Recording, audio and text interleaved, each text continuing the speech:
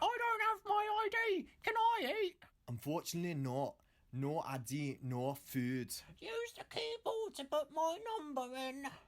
I can't. I'm an active member. You'll see. You don't understand. I can't. I shouldn't. I can do it then. I just wanna eat. Hey, I'm serious. No one can touch the keyboard. I think it wants to be used.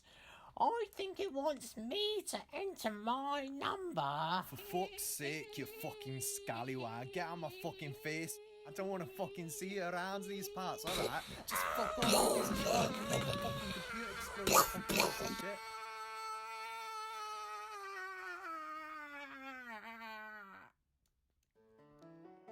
As a start, I chose to focus on a relatively minor problem some co-opers face, and hopefully we will make a smooth transition together to topics that we may discuss with more heat. Now let's listen to why some active members of co-op were denied food.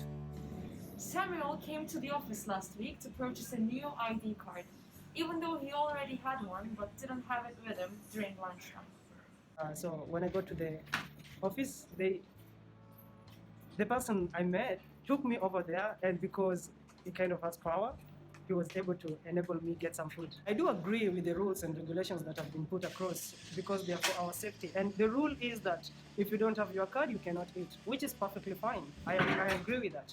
Although the thing is, since there's a computer, the meal checker should be able to just enter the number. What I'm trying to put across is that I'm not against the rule.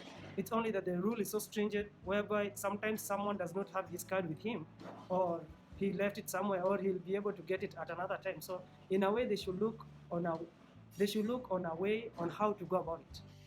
I interviewed Nisa, who is both in BOD and covers meal checking shifts. Like a security measurement at the same time. It shows that if you have like an active ID card, it means that you are still an active proper here. I asked her why we couldn't put the numbers in instead of the ID card rule. At the beginning it was like, let's just not touch them at all, and I don't know what was the very basic behind it, but yeah, it was all about like no ID, no food. Lastly, why should meal checkers be strict about this rule? As long as you keep it strict, because the thing is, yeah, on paper it is strict, we are trying to be strict, but it doesn't mean that, we never let them eat. Actually, every now and then, we let people, because it happens, you cannot follow the rules one by one perfectly. It's not possible. But if you just let them people to lose their concentration on that, or lose their focus on this sort of measurements, they will get even lazier. So I mean, as much as possible, we are always trying to keep the rules strict, but it doesn't mean that we are actually following them perfectly strict. Next up is the meal checker crew chief, Tevel, who will give us a general description of what has been going on in the meal checker crew since the pandemic started. Right now, people have to wear masks. They have to social distance on the X's we've marked in front of the usual cafeteria line. And they also have to use their IDs to check in.